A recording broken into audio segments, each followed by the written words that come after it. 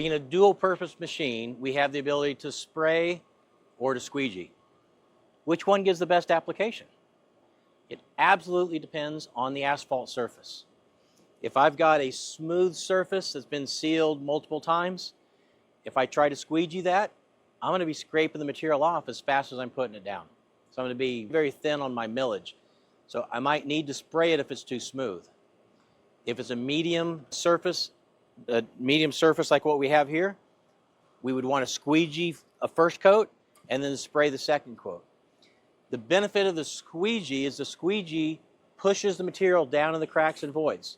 It fills all of these cracks. It's going to push that material down in there and give you the best sealing. The mechanics are that rubber's scraping against the surface of the asphalt. So it's taking where the rubber contacts the asphalt, it's going to be thinner in those areas.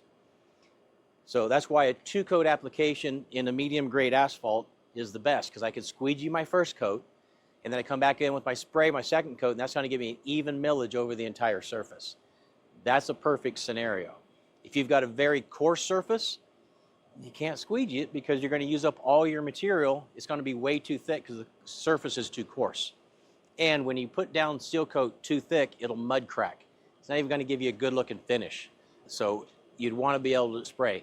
In cases like that, we have actually sprayed a first coat and then squeegeed a second coat.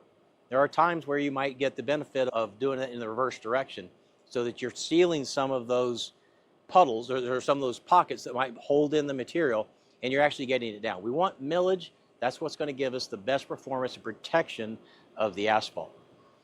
So as we're spraying, we want a nice even coat of material.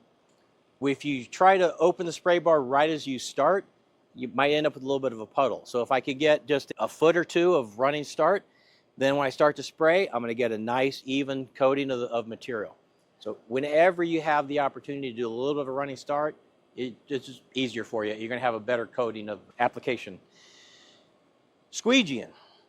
So when we squeegee, as I mentioned before about the rubber, it's so important that you understand the mechanics of rubber and air compressors. Okay, so understand the mechanics of rubber. When you bend rubber, it gets stiff where you bend it. So if you operate any length of time with these wings bent up at an angle, you're going to blow out these corners, and you're going to end up right here where it bends. You're going to blow out that corner, and it's going to just bypass material there. You're going to lose the benefit of having a 12-foot wide squeegee. So when it's open, I can articulate it in the center and have some controls there. If you have to contain the material, you can a little bit, but just understand that's going to cut into your wear on your strike-off rubber. So these strike-off rubbers the first three are just trying to spread the material. They're just giving you the dispersion of the material. And then the rear rubber is the one that actually gives you your final look. And this is the guy we need to make sure we're taking good care of. These others can get a little bit rough. It's just trying to spread the material out. Let those wear a little bit more, that's fine. This you'll need to replace as it wears down. One of the questions that was asked earlier was, how long will that rubber last? It depends on the coarseness of the asphalt. If we've got an asphalt surface like this, we're probably going to get 6 months out of it. If we're sealing something like this that doesn't have a lot of sharp edges and it's been sealed a few times.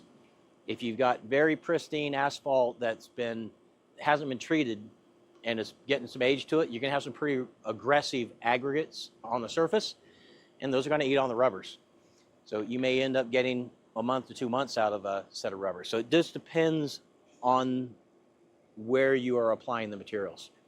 So you just need to keep that in mind when you're pricing and looking at a project. If it's very coarse, it's going to be harder on your materials, and you might need to bump up your cost a little bit to cover some of the repair items that you're going to have.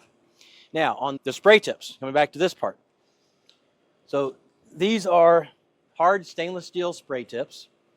They're very good tips for spraying the aggregates that we have, but we're still sandblasting them on a regular basis. We're spraying that aggregate loaded asphalt under pressure through them. It's going to wear them out. Use the test tip feature on the computer to just check these periodically and make sure that they are still spraying within a tolerance level. because once these start to wear out, you're going to start seeing rows where it's not spraying quite as wide and I'm getting heavier streaks down the center. That's just, it's time to replace the tips.